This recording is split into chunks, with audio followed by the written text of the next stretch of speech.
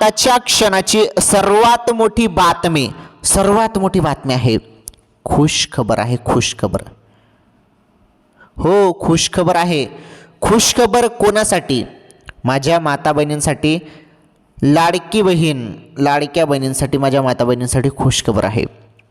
17वा हप्ता सुरू झाला आणि महत्त्वाचं म्हणजे तुम्हाला 3 लाख रुपये पण दिले जात आहे.